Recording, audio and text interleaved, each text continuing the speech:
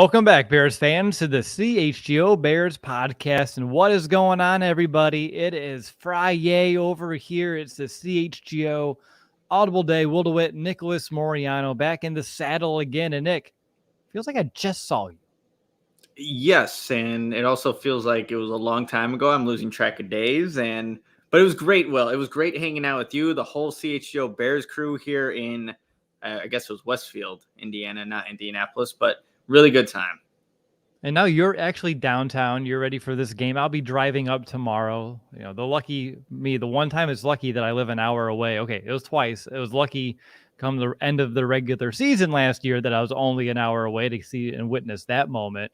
But also, I'm excited to be back in the city with you tomorrow. We get to go meet Brandon Hazlett, the original Bears brother, with all three of us having a little mini reunion tomorrow for lunch before we head over to that game. It's going to be a really good time, but you're hanging in there. Nice view of the city, feeling refreshed. I know I think energy levels for all of us after 2 long days of covering joint practices in Westfield with the Colts, it's hard to come by right now. Yeah, it definitely is. But, every time we do our show, Will, I always get a burst of energy. I know everybody looks forward to Audible shows. So I'm back into it. We're ready to break down this, week 2 preseason game against the Colts. Even though, Justin isn't playing, there's still a lot of things to look out for with this Bears team. Yeah, we're going to take today's episode to discuss the storylines, the players to watch, and kind of just follow throughout Saturday's game against the Colts. We're going to leverage, some of my takeaways in next year too from the joint practices, and then of course you have all of camp that you've been able to kind of attend, so you have a lot that you can extrapolate from, and really just give people, I think, a real good preview. That way, when they watch this game on Saturday night, they know who they should be paying attention to, who's fighting for a roster spot, who's been standing out at camp, and who could potentially be a standout player come game time tomorrow night. Am I missing anything in terms of like framing this bad boy up? No, I think that's the perfect way to go about it. And, we're going to give you a reason that you have to tune in tomorrow night for this Bears game, even though there's not going to be QB1. Like we said, there's a lot of other players that are fighting for roster spots that are, going to be just interesting guys to watch as a preseason and, just everything that goes on before week 1 happens here. Fantastic. If you're excited for this game preview, definitely give this video a thumbs up right now. That way I don't have to pester you about it later on. But let's go ahead, Nick, and let's begin today's preview by discussing the Chicago Bears offense. As we know, Justin Fields will not play. He will just remain on the bench. And honestly, I know we talked about it a little bit last night about whether or not this is the right decision. And I just keep going back to what Eberflus said about the last 2 practices really were like 2 preseason games. And I talked about it with Braggs earlier this week on After Dark about these reps in the joint practices actually mean a little bit more than these preseason ones because you're able to run your true systems. You're going up against a defense they haven't seen. They're going to show you a little bit more than they would in a preseason game because the only 2 teams that get the film are the 2 teams that are practicing instead of the entire NFL getting to watch a preseason game. And of course, the same thing is true for the Bears. Getting to run their true offense. And yesterday, all the talk of Justin Fields being perfect in 7-on-7, which made me laugh because when you and I watched the offense 2 days ago, he did the same exact thing. So he was like pretty much perfect throughout joint practices in 7-on-7. Big upgrade compared to what I saw a year ago in practices. So I'm okay with him earning some time off, earning the respect of the coaches and the confidence of the coaching staff so he can stay on the sidelines here this week. As much as I understand Bears fans want to see him on TV do his magic, I understand that. But without Justin Fields out there, Nick, what's like your number one storyline that you're following? And of course, there's going to be some other, quote, select starters who aren't going to be playing. We don't know who those are, and we can probably make our best guesses as we're discussing this team. But for you, in your eyes, what's like priority number 1 come Saturday night when you're watching this offense? Man, it's a really good question, Will, because I think there's a bunch of things that can be considered number 1 for me. But we're looking at this wide receiver room, Will, and there's going to be a lot of guys at the top that aren't going to be playing in this game. DJ Moore, probably Darnell Mooney. You're not going to see Chase Claypool. So then you see guys like Dante Pettis, who's finally getting back into full pads. Equanimous St. Brown. I don't know if Tyler Scott's going to play in this game. He didn't practice, so you don't get to see him. But you get to see the bottom end guys really compete. The only caveat, though, Will, is that obviously PJ Walker is going to be the guy throwing the football. And as of right now, it just has not clicked for PJ Walker. Has he had some good throws here and there? Yes, but the consistency is just not there. But I'm really looking forward to seeing which one of those back end wide receivers really steps up, makes the most out of this opportunity, Will, and can show to this coaching staff, like, you need to keep me on here, even though there's a lot of top end talent. This is what I can add to the team, whether it's special team value, obviously at the wide receiver position. But I'm really looking forward to seeing how that all plays out Saturday night. Yeah, you mentioned all these receivers who won't, most likely, we can't say for certain, but most likely won't play against the Colts. And he didn't mention Velus Jones Jr. as one of those names because he missed practice yesterday. And again, I'm curious what would have happened because he was able to be a full participant the day before.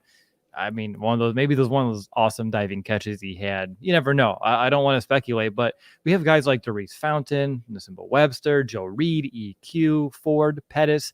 Like, they're going to get a ton of time out there, and you're going to have Walker, probably some Peterman, some, Badgett as well. So it's going to be really interesting just to see who stands out. And just looking at this week, I mean, Webster and Fountain for you and I, Nick, a couple of days ago, were two receivers that were making the most of those reps, being downfield threats, winning in their one-on-ones, winning in 7-on-7s, and just not just getting open, but being able to come down with some really nice plays down the field. So I'm excited to watch these guys kind of fight for this last roster spot. And Dante Pettis, I'm curious if they will allow him to play because he was out there practicing the last 2 days, as you said, just now getting into pad. So was it enough time to get Callis game ready? I think we'll see, but I think Pettis, if he wants to make this team, it would do him a lot of good to be out there because, as I mentioned, there's some other guys making plays. Had it muted there. Well, no, I completely agree, but with this wide receiver room, like Darius Fountain has been a guy like that. He's made plays throughout, not just the past two, training camp practices against the Colts, but you see the Fountain getting open, and there have been opportunities where quarterbacks just haven't looked his way, but he won his route. He was open in an 11-on-11, drill there. So it's an intriguing guy because he's a bigger body wide receiver too. And I just think that when you look at this wide receiver room, it's like, who can be the most versatile? Like, I think that's a buzzword that always comes up when, you talk about this Bears offense and what they can bring to it, versatility. And if you could provide that on this Bears offense, you have a shot. So I think it's just going to be fascinating how, the Bears go about this, who's getting reps over who in the game, how long they're going into the game too, because that can also be an indication of where they're at in the roster. So it's all going to be fascinating, all things that you should be keeping an eye on. How important do you think tomorrow night's going to be for PJ Walker? And just like, because practice has not been pretty, you guys have been reporting it, and then I got to see it firsthand. And I mean, that deemed to be true. He just wasn't really all too crisp or effective out there. And obviously the Bears brought him in with some high aspirations of being that new number 2 QB. But I just have a gut feeling that Justin Fields sitting gets the Bears a great opportunity to look at Walker with a little bit more of a sample size probably. And I think the pressure is going to be on a bit. It should be on, Will. He has not performed well in practice. He just has not shown. Look here, I'll put it this way. I have not come away from a camp practice saying, oh, that's why they got PJ Walker. And I think that's something that when they made the signing, my initial reaction is like, oh, I could see exactly why they brought a guy like PJ Walker in. But I just haven't had that same feeling as he has stepped onto the practice field. So I think with him, and yes, he's not going to have those top end wide receivers, but I just want to see if he's throwing the ball, can he at least be in the vicinity of some of these wide receivers? He has a strong arm, Will, but there's been consistent overthrows where wide receivers, they need to be 5 yards more down the field to have an opportunity to catch some of these passes. So I think if he has a good game, Will, everything that happened in practice, it won't completely disappear, but it would kind of silence the doubters like myself or others of hey, look, he can do this. Here's what he does in a full, maybe half of football. And now you could see why the Bears went to go get him. But I think it's a huge opportunity for PJ Walker. Go out and show this Bears team, this Bears fan base, exactly the reason why they signed you to be the backup quarterback behind Justin Fields. That's how I hopefully at the end of all this, we can have that feeling and kind of move on and, go, be at least confident in the backup quarterback.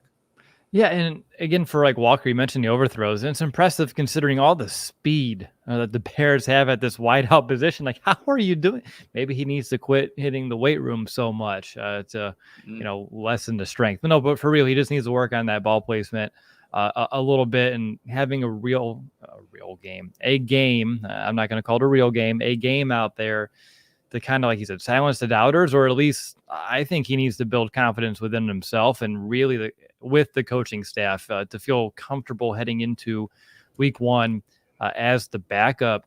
Just kind of bouncing around here throughout this offense, Nick, do you think we'll see any of like the top 3 tight ends on this roster? Cole Kmet, Robert Tonyan, Mercedes Lewis. Like, would you expect to see any of them out there? You know what? Tonyan might be playing out there, Will, because he's a guy that I think consistently throughout training camp, obviously he's gotten his rep with Justin Fields and the ones, but he's definitely been a target out there for PJ Walker when the twos go out there. You see him at the end of team drills and practices. So the likely one out of those 3 would be Tonyan being the guy that'll be out there with PJ Walker. And that's a good thing. Give him a reliable tight end. I remember there was a sequence of plays during a 2-minute drill where PJ Walker hit Tonyan over the middle of the field 3 straight times. He's like, hey, there's my security blanket. Let's keep going to Tonyan. So that'll hopefully be something that we see Saturday night. But out of those 3, it's probably going to be Tonyan we would see. The interesting part about the tight end group, and specifically these 3 guys, Nick, and I can look at this roster and almost every single position, there's like something I want proven to me. But I feel like these 3 guys, like I feel good about. Like I don't. Cole Kmet does like nothing he needs to prove to me in this preseason. Same thing with Tonyan, based off of what I've seen, even in the last couple of days of camp. He's going to be a really good tight end to red zone threat. And then Mercedes Lewis. I mean, he's been in the league almost as long as we've been alive.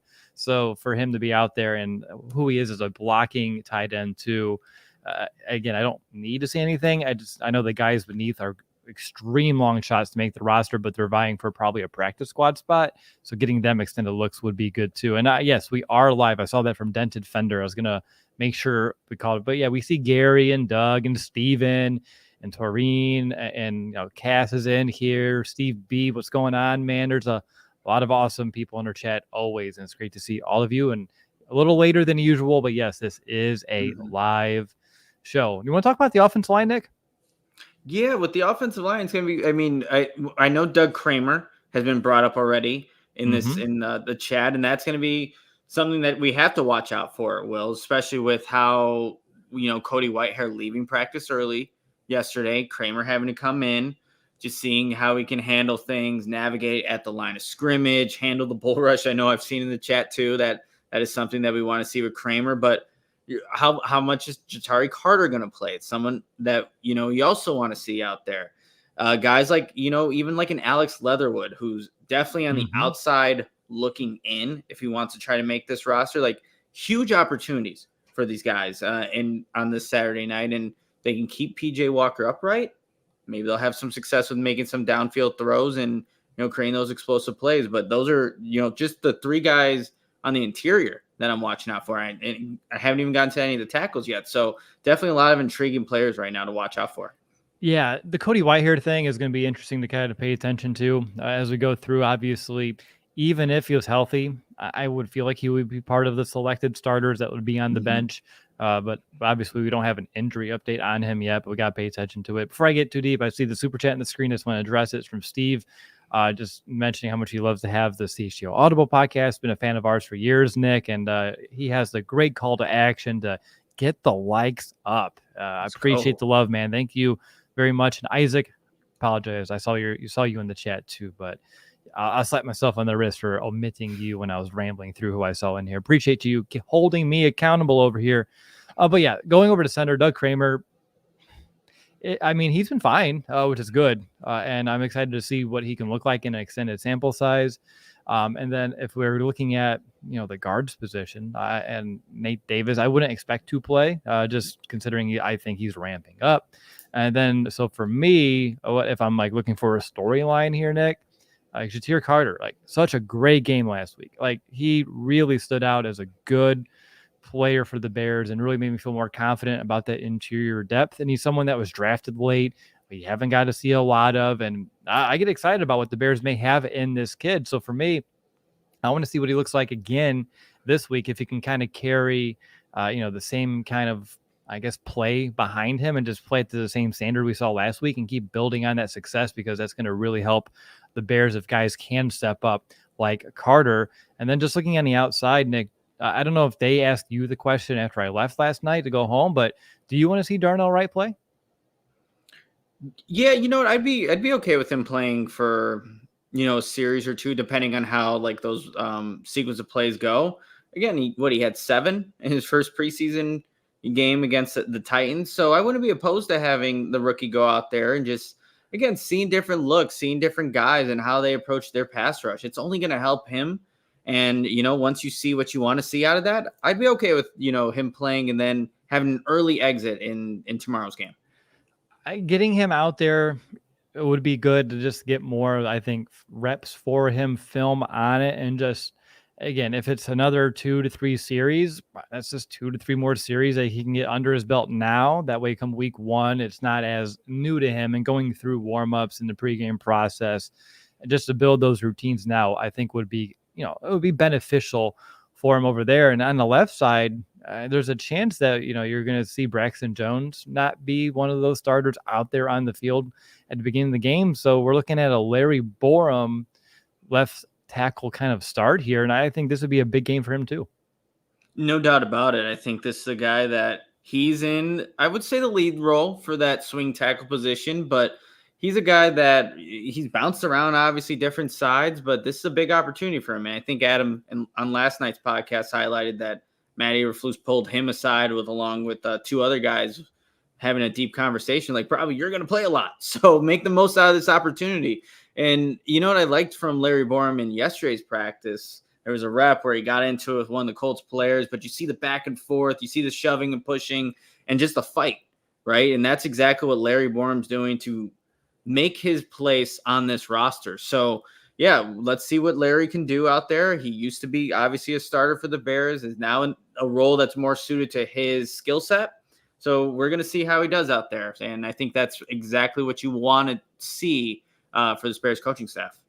All right, we'll be remiss if we didn't mention the Bears running backs here. I think we talked about every other position besides the backfield. So I just want to know, off the top of your head, gut feeling, is who plays, who doesn't play? What do you look at Khalil Herbert as a selective starter right now? I feel like this is entering year 3.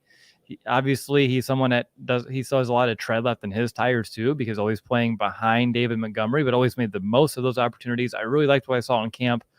But would you play him, or is he someone that you're like, I'd rather see, what the other guys can do on this roster? I think Khalil Herbert's going to have a night off, just based off of how the Bears have kind of divvied up the first and second team reps. You usually will see Khalil Herbert out there. Deontay Foreman, though, I have a feeling we see him play. Okay. It might not be long, but I have a feeling we see Foreman play. I don't know if you saw I don't know who recorded it from our CHGO Bears account. There's a lot of guys out there, putting out content, but when they were doing the pass blocking drills or just hitting the bag, you see Herbert's form, fantastic. You see Roschon Johnson. Foreman's was a little interesting at how he approached it. He kind of leaned in there. He's like, I don't know. It just didn't look coordinated enough. So maybe it's just seeing him, how he does in live pass blocking reps would be good for him. But look, the main guy we all want to see and just go off is Roschon Johnson. Let that man go. Let him be free and do his thing in terms of just running guys over. And I'm sure the chat would agree with that. Oh, I and everybody in the chat wants to see on Saturday night some Rojo Mojo. I am ready for some of that yet again. It was great to see a little bit of it last week, him bowling over guys. I think his the yards he gained after contact and the forced missed tackles were up there all over, like in terms of like the league, like way up there. So he's already doing that, which is tremendous. And then we have, I want to mention Homer here too, because if he gets an extended amount of playing time, he can make some headway on Treston Ebner, who wasn't out there practicing yesterday. So it's a good opportunity for Homer if he's, these are guys battling for a potential roster spot here. Who will the Bears keep 4 backs? We don't know, but this is a great chance to make a solid case why the Bears maybe should, think about carrying, that number right now. All right, Nick, real quick. I know we didn't plan for this one. We'll put you on the spot. Who has the most to gain and who has the most to lose on the Bears offense tomorrow night? Who has the most to gain? I'm gonna say Dante Pettis if he plays, because I think that's a guy that before his injury was doing some really good things on the football field. Then he kind of went away, was put on the NFI, and just you didn't see him very often. But look, with no Valus and likely no Tyler Scott, there's your punt returner, right? So he can show this coaching staff tomorrow night, you can't get rid of me because I'm the best punt returner on this team. I can go out there and run routes and get open for PJ Walker. So I think Dante Pettis has the most to gain, most to lose. Good question, Will. I guess I want to go to the inside, one of the inside guys. Like, let's say it is a Doug Kramer right now. He doesn't play well in the game. And then obviously I constantly forget the Bears have Lucas Patrick out there. Like, he would technically be your backup center. But if Doug Kramer shows you some things that you like, does he step above and makes Lucas Patrick more expendable? But I think if he doesn't play well, it's like, okay, we do need to keep Lucas Patrick on this roster because we don't have another reliable center. All right. I like that a lot. Apparently the Kansas City practice is over for the day because Matt Nagy just entered the chat. Per usual, I was wondering where he was, but it took him a while, but he made it. Obviously busy coaching up an MVP quarterback over there. But all right, that's it for the Bears offensive preview heading into the game. We're going to take a quick timeout. And on the flip side of this break, we're going to switch our focus over to the Bears defense. And Nick, you're up first. Yeah, I got you guys. With one scoop of your AG1s, you are absorbing 75 high-quality vitamins, minerals, whole food source superfoods, probiotics, and adaptogens to help start your day off right. What's awesome about your AG1s is it costs less than a cup of coffee a day. Also, it helps support better sleep quality and recovery, which we all definitely need. And right now, it's time to reclaim your health and arm your immune system with convenient daily nutrition. It's just one scoop in a cup of water every day. Super simple. No need for a million different pills and supplements to look out for your health. And to make it easy, Athletic Greens is going to give you a free 1-year supply of immune-supporting vitamin D and 5 free travel packs with your first purchase. All you have to do is visit athleticgreens.com/CHGO Bears. Again, that is athleticgreen.com/CHGO Bears to take ownership over your health and pick up the ultimate daily nutrition insurance. Awesome. As I mentioned, it's Friday and it's summer. So you know what that means, right? It is a Sunnyside Summer Friday here at CHGO because Sunnyside has everything that you need to elevate your summer. The Sunnyside Cannabis Dispensary is your home for judgment-free cannabis shopping, a place where all kinds of visitors are welcome to explore, discover, and purchase a wide array of high-quality products. And they have all these awesome house of brands. You have the Mindy's, which are the best-tasting gummy and chocolate edibles created by James Beard award-winning chef Mindy Segal and Cresco Labs. And speaking of Cresco, they have some reliably excellent cannabis, consistent quality, experience, and availability of flower, vapes, concentrates, and pre-rolls. And on top of that, too, they just have a really good store. Like all their locations around the city are just, so welcoming, warm, inviting, super knowledgeable. If you have questions, they're definitely here to help you out so you can get the most out of your cannabis experience. And then right now through August, you can head over to sunnyside.shop, use code CHGO25 at checkout, and that'll get you 25% off your total order. That's one use per customer, and that's not stackable with any other promotion. And that's not only for new customers. Anyone can use our code. Pick up everything you need to elevate your summer. And of course, you must be 21 and older or an Illinois medical card holder. And with it being a Sunnyside Summer Friday, we need to make sure to reflect on the week that was and what made us feel good about Chicago sports. And I just want to say it's our coverage of these two joint practices. And I mean, we're patting ourselves on the back last night, and rightfully so. Like, just representing the city hard, owning the beat, representing, like, we had way more people there than any other beat. And, we just take this thing seriously. I want to make sure that Bears fans get the best coverage possible. It's something that on a personal level, Nick and I have been striving for like 8 years now. And I think we do a pretty damn good job of making sure that people remain the most informed Chicago Bears fan on game day. So definitely go check out Sunnyside, use our code CHGO25 and enjoy yourself an awesome weekend. All right. CHGO Bears podcast here. DeWitt, Nicholas Moreano. We are sharing our game preview for the Bears Colts Saturday night game. No Justin Fields. We talked about the offense already, but now it's time to switch over to this Bears defense. And let's figure out what we need to be paying attention to, all of us, not just Nick and I, but all of us should be watching for come Saturday night. And Nick, let's just start in the trenches. Defensive line. I feel like Andrew Billings, Justin Jones, they get a night off. Just a gut feeling. They get a night off, which means we get Javon Dexter, Zach Pickens, Travis Bell. If we're looking at the interior right now, man, I'm excited to see what those guys can do, having a little bit more playing time than we saw last week.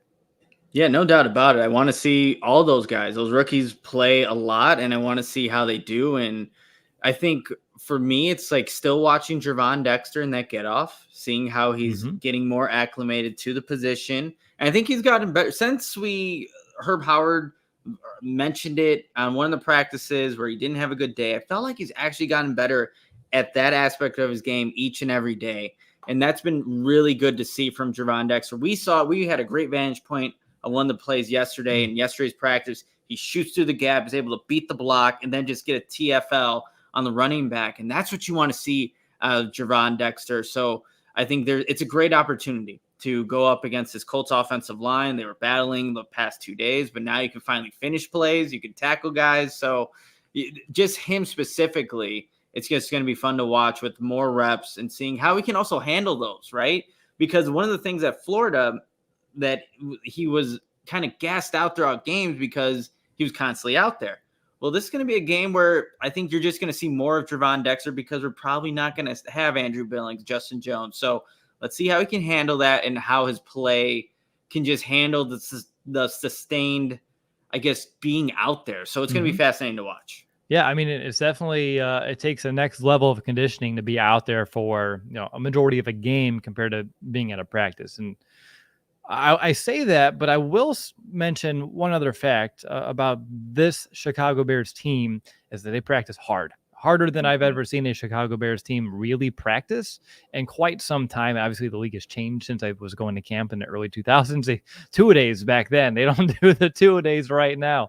But like the fact that they play with all this intensity and they try to simulate game speed as much as possible, I think will allow the Bears to be more conditioned than some of the other teams once we enter week one, and allows this transition to be a little bit more seamless. And you mentioned that play yesterday from Dexter, shooting the gap, making a good tackle for a loss against the run. And I know the one big thing that the Bears fans we want to see is, let's get after the passer, because they did not do that at all last year, especially the front four. They just could not hit home.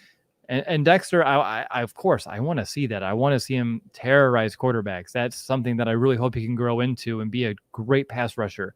But for him to show me a glimpse of a run stuffer, someone who could make those negative plays, even if it isn't just like a sack, it's given me some courage or confidence in him as we're moving forward, being more of a two-way defensive lineman. And then Zach Pickens, he had that sack last week, got all, jacked up about it. Can he have another big splash play in the backfield this week? That would be, again, another sign of really good progress and good things to come from these young rookies. And don't forget Travis Bell, Nick.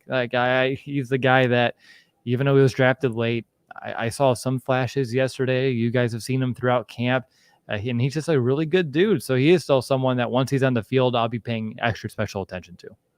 No doubt. And, Travis Bell, he had some plays in that first game against Tennessee, that preseason game. He got a sack too as well. That's true. He's just a little bowling ball, that little Travis Bell. So I like watching him play. He plays a great energy. So once he's out there, you definitely got to keep an eye on him because, again, he just brings that intensity every single rep. And, going to the Chicago Bears, you have to play with that intensity every single play. So, yeah, he's going to be fun to watch as the game goes on.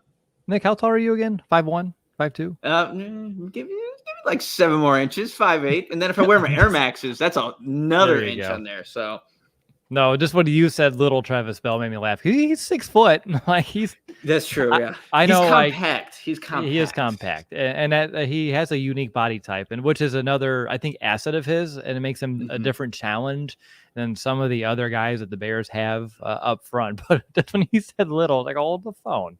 I want to see you guys stand next to each other and then say little. Again, let's move over to the outside. I feel like the same thing in terms of the starters, right? Are we really going to see Yannick out there? I don't think so. DeMarcus Walker, I don't think so. So we're going to get plenty of Travis Gibson, Dom Rob, Rasheem Green, Terrell Lewis, Anthony Jones, Jalen Harris. A lot of guys here vying. We got to figure out the bottom end of this rotation. And Nick, I just want to give you some fun facts here, because who doesn't like some preseason stats to really just make it feel like a game preview show? But so we had Jalen Harris, and then we had Jones. They actually tied for the third most pressures of the rookie class in week 1 of the preseason, and they did so in the fewest snaps. So like Will McDonald, the fourth, led the way. He had 6 pressures and 27 pass rush snaps. Then you had Isaiah Land and Le'Veon Bell, 5 pressures on 19 and 21 pass rush snaps, respectively. And then you have DeAnthony Jones and Jalen Harris for the Bears. They had 4 pressures, and he did it on each 13 pass rush snaps, almost half of what these other guys are out there doing. And so that's like good bang for your buck if you're looking at guys who can get pressure. Obviously, like the sack numbers weren't up there, but like QB hurries, quarterback pressures, those make impacts. Those are big things that you want to see these guys, be able to accomplish too. So for me, having 2 undrafted free agents being third, and not just third, because a lot of people are like, well, they played a lot of the time because they're, the bottom of the roster. It's only week 1 of the preseason. But then you look at the actual pass rush snaps, and it was actually a pretty small sample size. So that stood out to me. Yeah, no, that's it. I mean, it doesn't surprise me, Will, that you're bringing out the stats. Doesn't matter if it's preseason, any point in the season, I know you're going to have the stats. But when it comes to the edge rushers, when you look at Travis Gibson, Terrell Lewis right now, Will, like that's a competition for, maybe it's 1 roster spot remaining for an edge rusher. And those guys both stood out against the Titans. And, in the practices, I think you saw flashes from both, but this is going to be a great opportunity for both these guys. And I said on last week, but I think whoever can show that they can also play the run effectively, that's going to probably be your guy, because you can't just have look, if you have these NASCAR packages where you're putting them out there just to be specific pass rushers, sure. But you also want to have guys out there that are not liabilities when defending the run. So I want to see that aspect of their games kind of show up, because we know the pass rush showed up against the Titans. But if they could do that, it makes it harder on this Bears coaching staff to decide who are we going to go with. Terrell Lewis, Travis Gibson, when it comes to maybe having one final edge rusher on this roster. But it's a really good position that the Bears are actually in to actually have guys that are being productive. I couldn't have foreseen that before the season started, Will, because that was the big issue. And obviously you go get Yannick Ngakoue, and then it moves everyone down the tier, I guess, for pass rushers, but still going to be a fascinating thing to watch. And I think the Gibson one's the big one for me to watch here, just because he was someone that, a couple years ago, really good season. As we know, didn't really live up to that same standard in the Bears as they switched their scheme last year. Really good opener. And I talked with Corey Wooten on After Dark about how much stock can he take into that? Because he played a lot of the game, and then he played primarily against backups. And I personally would expect Travis Gibson to dominate backup offensive linemen. That is exactly what I would expect out of him. And he did it, which is great. And I don't know if he's going to get a great example here, right? Going up against starting offensive linemen for the Colts. We don't know really their plans as of right now, but hopefully if he can get some quality reps against starting level linemen over there, he can show out a bit too, to show it not just the backups. He's here to play because, as you said, I don't think his roster spot is entirely safe. Obviously, when you got that first depth chart a couple weeks ago, it was towards the bottom of it. Hopefully he's climbing himself back up. At the end of the day, the Bears are going to take who they believe give them the best chance to win, and Travis Gibson needs to be, a part of that, or wants to be a part of that, and I think we'll figure that out. Real quick, Nick, I saw this comment pop up from Tito, and he said, "I will forever remember my birthday at Soldier Field, and you guys are taking a picture with me. Bear down." Tito, that's awesome. I'm glad we were able to be a small part of your birthday there, and the fact that you have that memory and you hold it dear to yourself. Likewise, it was great seeing you there. And of course, if we ever meet again, that's going to be tremendous. But I just love the fact that you're able to, throw that in the chat, and that made my day. So thank you so much. Yeah, Tito, if you're going to a game this season, let us know, man. We're gonna be there at Soldier Field, so maybe we can reconnect again. Real quickly, Will, before we move on from the edge rushers, Doug makes a good point. Rasheem Green's a part of that equation too. Yes. Right? He's the guy that gets the reps with the first stringers right now. He's over Gibson and Terrell Lewis, and he did not have a great game against the Tennessee Titans. A lot of those plays that bounced outside, you see Rasheem Green not containing the edge and not playing the run as effective as you want it to be. And Eberflus talked about that in his post-game presser. Like, that's something that we need to be better with. So it's definitely a three-way competition. I'm glad Doug brought that up here. All right, let's move over to the linebackers. Obviously, Tremaine Edmonds, he's not going to be out there. He hasn't even put pads on yet. No Tremaine Edmonds. No, I doubt TJ Edwards plays. Again, he should definitely, how much they invested in him, he's a selected starter. He should have a night off over there too. And I know yesterday, DeMarcus Gates did not practice. So we're looking at Noah Sewell or Mike Baskerville, who, both those guys, Nick, we're watching defense. They both popped yesterday. Mm-hmm. Yeah, and throwing Barrington Wade in that as well. There's a lot of linebackers here that are going to they have a lot to show. And like Dylan Cole made a really nice pass breakup over the middle of the field in the team drills, I believe, against the Colts. But it's a lot of guys that are, vying for what maybe be one or two spots and probably going to be mostly special teamers. But a guy like Jack Sanborn if you go going back and just watching what happened in that preseason game, there were a couple of plays where, he's pursuing, I think it was Malik Willis on the play, and he does a move in the open field and can't make the tackle. Oh, the Titans get the first down. They end up scoring. So, I want to see the, Sand God. I know he gets a lot of love here on, CHGO Bears, but still a guy that you want to see keep improving. And obviously has a nose for the football, but yeah, those backup guys, it's competitive in that room, and that's a good thing. And then, of course, we brought in Walker too. The Bears love to bring in guys with the same last name to really make things fun. So we have to use first and last name. So Mykal Walker, who they claimed off waivers, really, almost about a week ago now. You'd expect him being out there too, so the Bears can get a good glimpse of what they have in his waiver wire claim. And again, it's a good way for them to just leverage having that number one spot, seeing what comes through the pipeline, and seeing if it's someone that's worth having on your team and you can upgrade. It's interesting that they keep adding to what in the preseason I think was voted as like our number one or like our number two, like deepest room. And they just keep adding to it and kind of altering the bottom end of it. But hell, at the end of the day, I think it's going to be like a strong group from top to bottom. And like the cream will rise to the top over there. But I thought yesterday, just with Noah Sewell real quick, just his physicality and his ability to close on the boundary, getting out to the sideline was really impressive to me. And just when you can tell that he really wanted some of those reps to be live, Nick. Like he would square up, get right in front of the person. And like if that was a live rep, they would have been popped. But he held back because it was only a practice.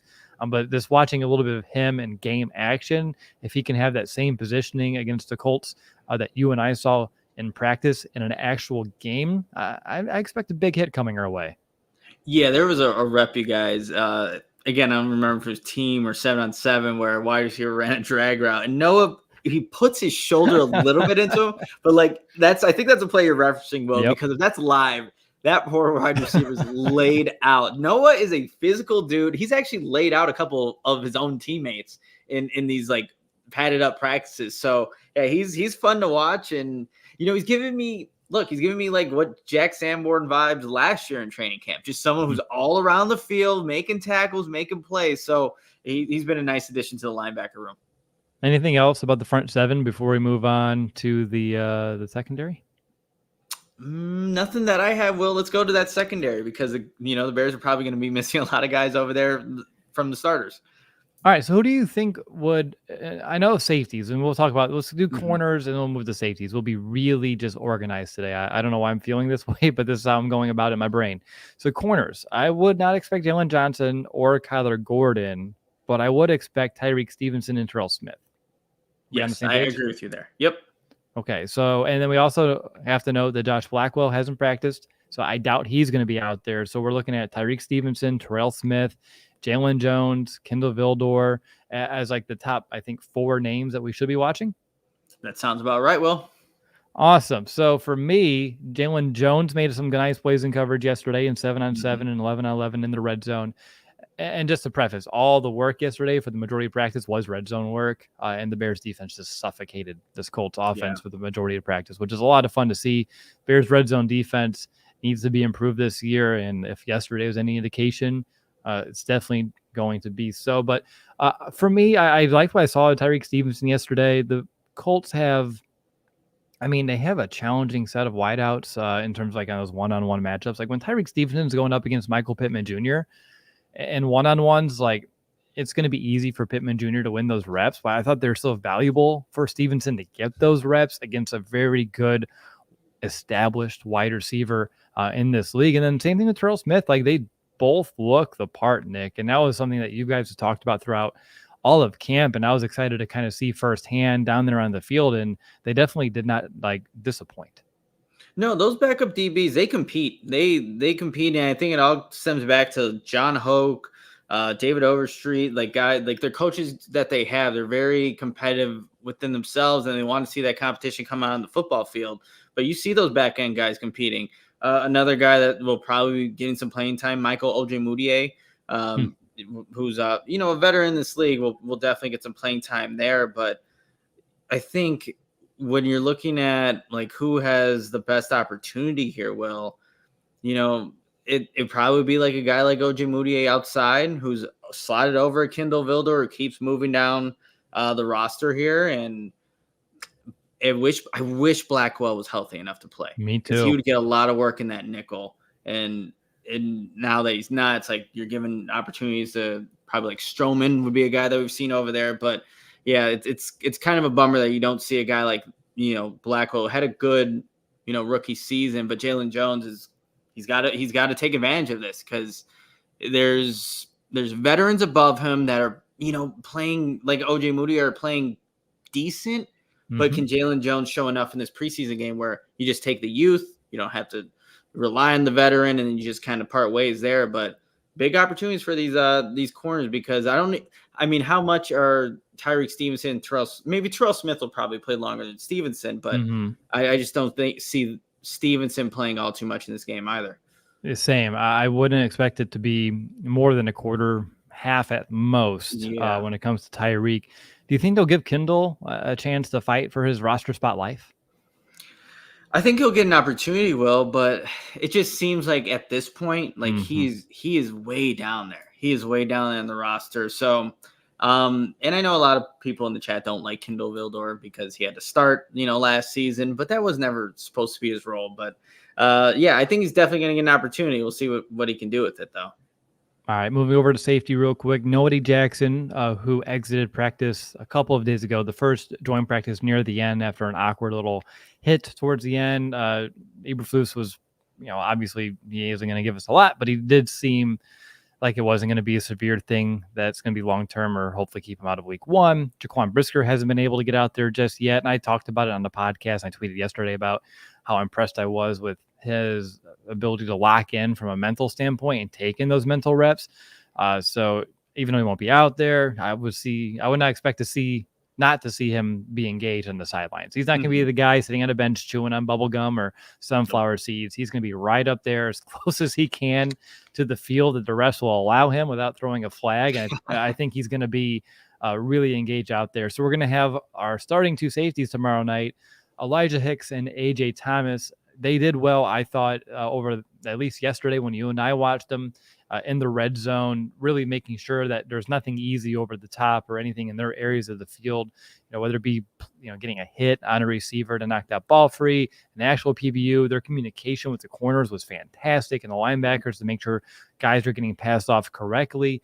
So for me in this group, Elijah Hicks, I think it's just a great additional opportunity for him to get more reps, for the Bears to feel more confident with him, because they let DHC go, right? They let a real capable, solid backup walk, but they drafted Elijah Hicks to kind of take over that role. And last year when he had that small sample size, he's always around the football. And I saw that a little bit again yesterday. So even though having the two starters being dinged up right now isn't ideal, this opportunity for Elijah Hicks to build confidence and get these real live reps is only going to help the Bears' depth be stronger come the regular season. I don't think that should go unnoticed. No, it definitely shouldn't. He had a fantastic pass breakup on Michael Pittman in the end zone. Jaquan Brisker was right there celebrating with him. Yes, but here, look, Will, if one of these guys gets a pick, I know we were saying that Jaquan Brisker might not get, he's going to run onto the field and celebrate. That's just the kind of guy Brisker is. Like, he will go celebrate with his teammates. He brings that energy, which I love about Brisker. But Gary Ross brought it up in the chat. The draft pick that probably gets the least talked about is Kendall Williamson, the safety from Stanford, who I want to see just play. And he's going to get, I think, a lot of opportunities, especially in the second half of this football game, just to see what he's capable of. I feel like, especially early on OTAs and even early on training camp, not a lot of noise from Kendall Williamson. That's all right. But we need to see what he can do, because he's obviously not a guarantee to make this roster. And even the practice squad is, something that he has to strive for. But that's a guy that will be playing a lot. He's going to be playing a lot of special teams. Want to see him create some pop on those kickoff drills, because we were watching that too, Will. The Bears special teams were coming after it. I know we're going to talk about that in the back half of the show, but that's a place where a guy like Kendall Williamson can really leave a good lasting impression on this coaching staff. Absolutely. I really good point there. And thanks for not giving all the special team stuff away, because I'm excited about that conversation here in just a little bit. But before we do, I just wanted to share one more stat line. So last week in the preseason opener, Anthony Richardson finished 7-12, 67 yards with 1 interception and 7 rushing yards. I just wanted to put it out there. We don't have to speculate what his stat line will look like, but I just wanted to give people a benchmark of like what he was able to do last week. And let's see what he can do. I'm assuming they're going to want him to play because he needs some of those reps out there in this game. So let's see what he can do against this Bears defense, because as you and I saw yesterday, at least in the red zone, and even actually towards the end when they're doing like that longer, full scripted kind of segment where they had like 25 plays each, like he had a hard time finding his receivers because the Bears coverage units were so good. The pass rush wasn't like phenomenal by any means. That didn't really pop out to me in any regards, but the coverage did. The coverage was sound throughout. And even when he had an open receiver or two, he tended to sail on those footballs. So just wanted to give people like a reference point. So when they're watching Anthony Richardson, like, well, how did he do last week compared to the Bears? There you go. Kind of helped you out there. But before we move on, Nick, just like with the offense, I have to ask, most to gain, most to lose. Ooh, look, one player for most to gain and most to lose is Travis Gibson, I think. Maybe that's a cop-out, but I think if he builds off another game where what he did in the first preseason game and just balls out, is able to get to the quarterback, better playing the run, like he's just building and stacking not only games, but practices in between these games, the confidence that the coaching staff can have in him, but he's fighting for his longevity for this Bears season. And if he can continue, Travis Gibson, to just stack these games, stack these practices, he's going to earn himself a roster spot. And I know like that was one of the guys that we had talked about maybe being a surprise roster cut, but I personally, I don't want to see it. I love talking to Travis Gibson. He's always a great guy in the locker room. And I just want to see his play continue to escalate so that he can remain on this roster. But he's the guy that has the most to gain, most to lose in week 2 of the preseason against the Colts. All right, let's take our final break of the show. This is a great time where if you have any specific questions for Nick and I heading into tomorrow night's game, we're both going to head over to Indy to Lucas Oil Stadium to watch this game, cover this team. So if you have any questions for Nick and I that maybe we didn't answer throughout this episode yet, drop them in the comments. Lawrence behind the scenes, Superman back there, he'll star him up so that way we can kind of end the show with your questions if you have some. I know it's preseason, so I totally understand. But before we get to it, I want to let you guys know about FOCO. FOCO, of course, my goodness, they just have so much amazing things. And I'm so happy that they've been a partner of CHGO for quite some time now. And it's pretty much football season, right? And I was browsing through their website earlier today, and they have so many cool things that I think you're going to love too. They have team overalls now, so you can get those like Chicago Bears bibs. They can be repping that Soldier Field.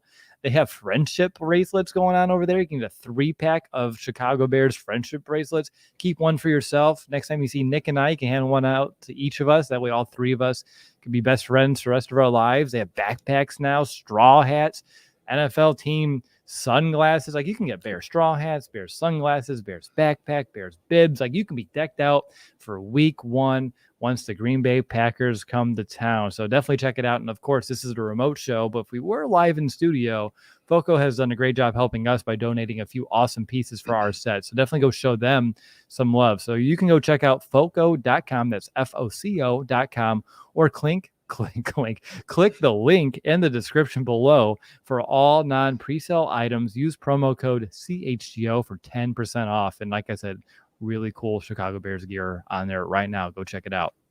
You got to go check out FOCO, you guys. And you also have to check out Circle K. And we are so excited here at CHGO to partner with our friends at Circle K. Of course, you can check out your local Circle K for the best coffee, beer, and snack selection. And, of course, premium gas. And you have to look out for those freebies, you guys, and giveaways down the road. And I made this trip down to Westfield, now Indianapolis, and so many Circle Ks on the route. Of course, we had to stop by and just load up on snacks and fuel for this busy week that we've been having. But again, we just want to say thank you to Circle K for sponsoring CHGO. And again, visit the nearest Circle K to pick up all your favorite finds.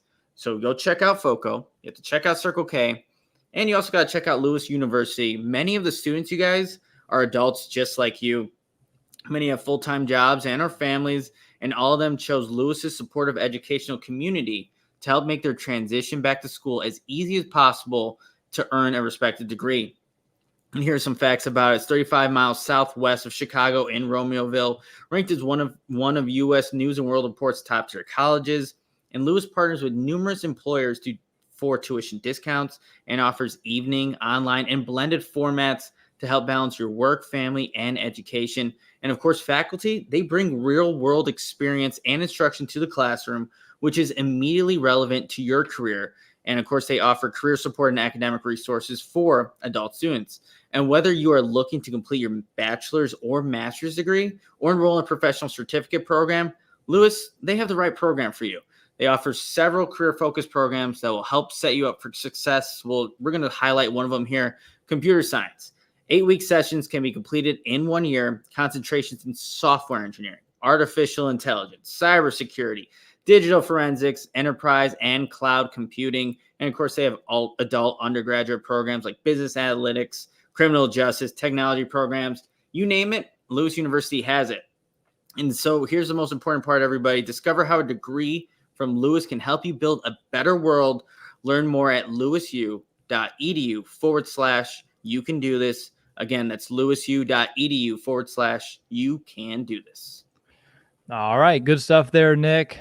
Again, this is the CHGO Bears podcast. We're like 53 minutes into this thing. If you don't know that yet, now you do. It's the CHGO Bears podcast. I'm DeWitt. My co-host next to me is Nicholas Moreano, and we're going to quickly talk about some Bears special teams, answer your questions, call it a night, and we'll see you tomorrow at Lucas Oil. So real quick, Nick, can we just try to put words behind how impactful those kickoff, not just kickoff units, like the Bears being the team kicking off, like the kickoff coverages for the Bears opening holes, but regardless of which side they were on during the drill, they set the freaking tone, man.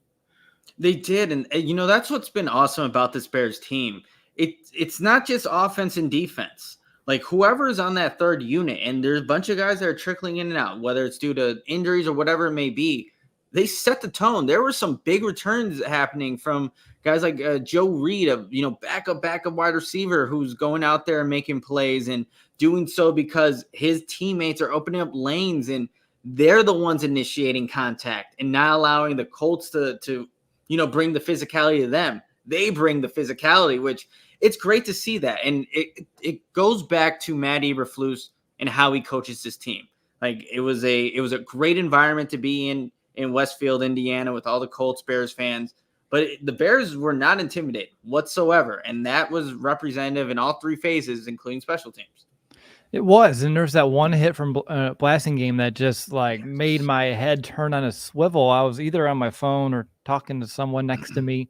And I just hear a big, when you hear pads crash, that, damn it, I just missed something cool. And I just see Kahari's just standing over the guy, and it was just laid out, and it was just cool to see our fullback wanting to be someone who's representing the Chicago Bears team, setting that physical tone out there. But yeah, and the kickoff lanes were wide open for the Bears, but for the Indianapolis Colts, the Bears clogged those down. They didn't have much room to operate at all, and that's really all we saw from special teams yesterday. But I just want to let you know, that's a physical bunch.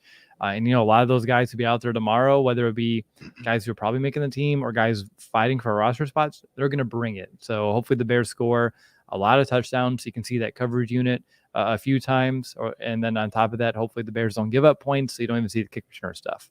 And why am I going to say that, Nick? Because we don't even have a healthy kick returner right now. Just saying, because if I went to the depth chart and we don't expect Herbert to play, we don't expect Velus Jones Jr. to play, we don't expect Treston Ebner to play, or Tyler Scott. That's the 4 guys listed for kick return duties, and I don't expect to see any of them. No, Will. So it's just going to be interesting to see who they throw back there and if it's the same person consistently throughout the game. Like, I wonder if multiple guys get opportunities and whoever that may be. So that's going to be fascinating to watch. But speaking of just special teams, Roschon Johnson, he's on the kickoff unit. Like, we know that guy uses his body as a weapon. Like, I'm looking forward to seeing what he can do, on kickoff, kick return, all the different phases of special teams. And then my last question is actually a very, very serious question here. So with no Velus Jones Jr. tomorrow, how I'm going to use the word detrimental here for him right now, because obviously we all know about the muff punt last week, and that's been a big talk throughout this week. And for him not to get a game in which he can go out there and get some of these real live reps in an area that he needs to show growth and improvement. I mean, Dante Pettis may suit up, and he's going to be the next one in line there, which is fine. Dante has my confidence in this regard, but like, how I think detrimental, again, is going to be the word, or like impactful could it be for Velus to not have this opportunity to kind of like clean that up? No, I think it's huge, Will. I think when the Bears put Dante Pettis back out there for punt return, they know he can be, he can be a reliable return man, but they don't know that from Velus. After watching last week, nobody can feel confident in Velus Jones Jr. going back there returning punts. And had he been healthy and, if he was, maybe there's a chance, I don't know. But if he's not playing tomorrow, you still don't have that answer. And at what point, if you're the Bears, do you just say, nope, he can't do it. He just can't do it. You don't have the confidence in him to do it. So it's big for Velus, who already has a very specific role in this offense. If he can't provide that punt return ability that you tried to almost force him to do, and he couldn't do it, then the roles for him are getting smaller and smaller, which makes him more expendable, because if you can find other guys that can do it, it gets really interesting for Velus Jones Jr. But if you're Ryan Poles, it's like, can you have enough, I don't even know what the right word is, conviction to get off of this draft pick that you made, do it early? Or are you just going to say, well, he's a 3rd round pick, we got to wait it out and see? It's fascinating to think about. And, Ryan Poles will have some decisions to make, I'm sure, obviously when cut downs are made. Yeah, it will be a tough decision for him. I'm still in the patience camp, but that was with the understanding of he should have this game to kind of right the wrong, build that confidence back up in a game environment. Because it's one thing to catch a punt in practice when you're not going to get drilled, and there's another thing to try to catch a punt in a game when there's a chance that someone's going to run you over as soon as you catch that ball. And then we saw that hesitation too last week. So I think it's very unfortunate for Velus, without question. All right, we have some not super chats, but we actually have some questions here. Wish they were super chats. Next time, make them super chats. But let's go with a couple here. We have one from Steven and one from Dave, and both about the QB situation. Steven's asking, any chance that the back end of the quarterback depth chart gets shaken up? And then Dave asks, any chance we see Bagent get to run with the second teamers? I feel like yes, in terms of being shaken up. Second team's weird because like the starters most likely won't play. So second team would be the starters tomorrow night. But I think it's still going to be, the same kind of pattern that we've seen with going Walker, Peterman, and then Bagent. Yeah, I think he'll be there. I think we'll see more Bagent, though, than I think Peterman in this game. But maybe that's the way in which they go out there. But yeah, hopefully you just see a good performance out of Walker in this game, because I think he needs it the most out of any of these quarterbacks. Let's be completely honest here. But Bagent's been throwing the ball well, and looking forward to see what he can do in the 4th quarter and to close out this game. One more question from Eric: who plays more, Foreman or Johnson? Rojo, right? Roschon Johnson will play more, and that's not a bad thing. No. We all want to see more Roschon Johnson. Saren said, is there room for Bell on this roster? I think yes. Obviously, there's going to be a lot of variables that play into it. I'm not going to say he will make this team, but I do see a path in which he could make this team? For me, it's probably going to be practice squad right Which is now, understood. but yeah, they're still sticking around on the Bears squad. And I don't think he'll get poached. Like there was like maybe Yeah. asked me 2-3 months ago. I was like, there's no way Ryan Poles is gonna let the world's most favorite human of his like ever leave or have a chance of getting like claimed. But if someone claims him, he has to be on there active, and like I just don't see that happening. So practice squad should still be safe. And with how the rules are, moving guys up and down now doesn't mean you won't see them a couple or multiple times throughout the regular season. Question from Trey: are any of the starters playing on offense besides Justin Fields? I think Darnell Wright will be the one. Outside of Darnell Wright, though, I have a hard time coming up with another one. I mean, if you consider, Tanyan, like the starter opposite of Cole Kmet, so maybe that would be the other one that would be likely to play in this game. All right, and then one more from Dang Mang. When are we going to get an actual Audible show with Mason West? Bring him in on a Thursday, Friday during the season. Talk injuries before Sunday kickoffs. Want a little bit more insight from your boy Mason. Agreed. I know he has a pretty busy work schedule, but I would be remiss if we didn't find a way to bring him on here at least a couple of times throughout the season. We love Mason. He's doing great things over there for the Second City and their podcast network now, which I'm so happy that they gave him a home. But definitely need to find a way to get Mason on over here to leverage that amazing expertise that he brings on that injury front. Trust me, we talked about all these injuries over the last couple of days. I know the guy to ask, and he's right there. So definitely we'll find a way to make that happen. All right. One final house cleaning item to take care of is that we have this golf outing coming up here, and we have some spots still available that you need to definitely help join us and just have a great time out here. So it's the CHGO Kickoff Classic.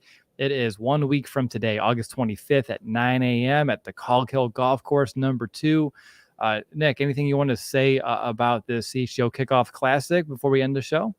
I think if you're looking to have a good time, hang out with a bunch of people from CHGO, this is going to be the event for you.